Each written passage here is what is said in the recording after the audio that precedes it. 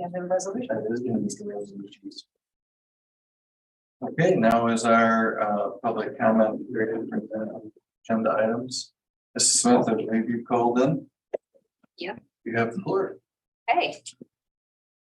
Good evening, members of the board and Mr. Adams. Thank you for accepting to be our interim superintendent. My name is Millie Smith and I am a regular at the board meetings. So you will be seeing me quite a bit. As you have learned or will be learning that there have been many changes that have come to fruition within our Watertown City School District in the last year. And most of these changes are positive and good changes. I think that we can all agree that changes are an evolving process and that long-lasting changes always take some time to implement. So we all have to be patient with one another.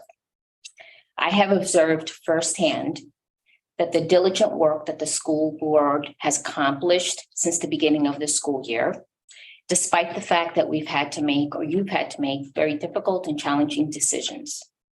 And that is given to the credit of the cohesiveness of this board. And I appreciate that as a community member. However, I am not just here to praise, I'm here to raise a concern. And the current concern for me is our unknown status of our superintendent. And if I would just be allowed to kind of recap the sequence of events, back on June 7th, 2002, our superintendent, Patricia Labar, decided that she was going to retire. So that obviously prompted the board to have to seek a new superintendent. In the meantime, we have been very fortunate. We had Mr. Kettrick with us from August to the end of January, and now we're fortunate enough to have you sitting in that seat.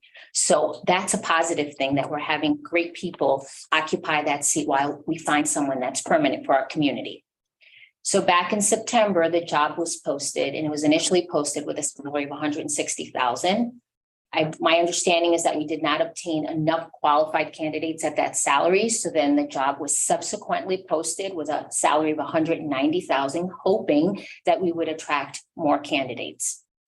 So during the second research, 3 qualified candidates arose. One of those who had originally been interviewed during the first round of interviews.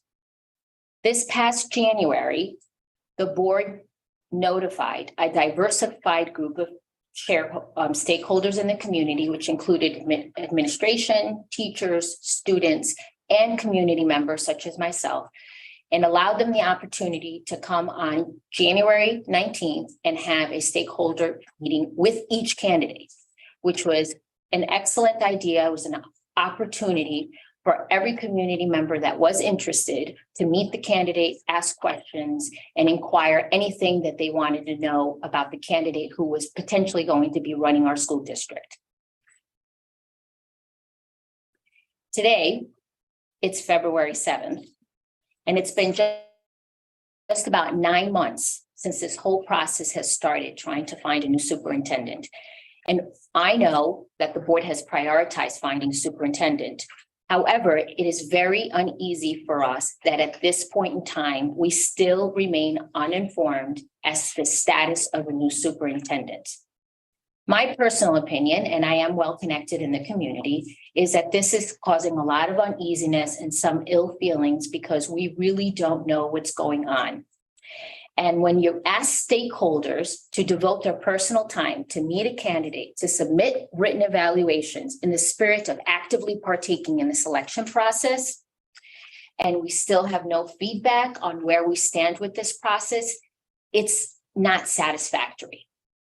In addition, on a personal level, I can only imagine how the candidates are feeling, not knowing where they are. And I'm only speaking because I don't know. Maybe you guys know where they are, but we don't know where the candidates stand in anything. Furthermore, it's a little uneasy that their school districts do not know at this point whether they're going to be losing an administrative leader. This simply is really not good optics for our district, for our community, and for our board. And that is where my concern is, because I think we've made great strides in connecting with the community and looking good. So I feel that I need to come here and express that this is not good optics at this point.